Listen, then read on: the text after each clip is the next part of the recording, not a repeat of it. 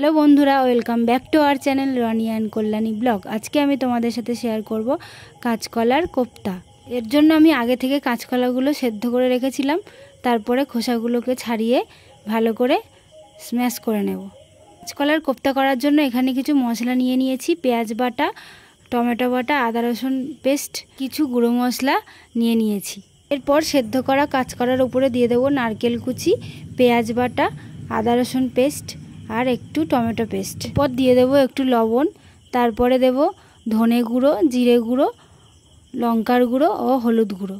সব মশলাগুলো দেওয়া হয়ে গেলে ভালোভাবে মাখিয়ে নেব। মাখানোর সময় আমি একটু ময়দা অ্যাড করেছি যাতে কোটিংটা শক্ত হয়। এরপর ভালোভাবে মাখিয়ে নেওয়া হয়ে গেলে ওর মধ্যে একটু কাঁচা লঙ্কা অ্যাড করব। এবার হাতের মধ্যে তেল নিয়ে কাঁচকলার পুরটা নেব, তারপরে গোল করে নেব, নিয়ে চ্যাপ্টা মতো করে নেব। সবগুলোকে একইভাবে বানিয়ে নিতে হবে।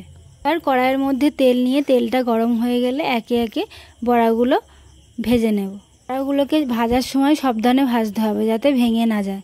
মাঝে মাঝে ভাজার সময় হালকা করে চামচ দিয়ে উল্টে দিতে হবে। লাল করে ভাজা হয়ে গেলে এক সাইডে তুলে রাখবো বড়াগুলোকে। ওই তেলের মধ্যেই আলুগুলো লাল লাল করে ভেজে নেব। আর আলুগুলো ভাজা হয়ে গেলে তুলে নেব। তারপর তেলের মধ্যে দিয়ে দেব তেজপাতা, দারচিনি, এলাচ, লবঙ্গ আর শুকনো লঙ্কা। এরপরে দিয়ে দেব গোটা জিরে আর পেঁয়াজ বাটা।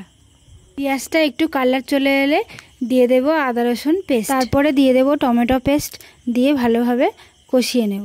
আর সব গুঁড়ো মশলাগুলো একে একে দিয়ে আলুটা দিয়ে দেব। আলুটা দিয়ে ভালোভাবে কষিয়ে নিয়ে দিয়ে দেব জল। স্বাদ মতো নুন দিয়ে কিছুক্ষণ ঢেকে রেখে দেব যাতে আলুটা সেদ্ধ হয়।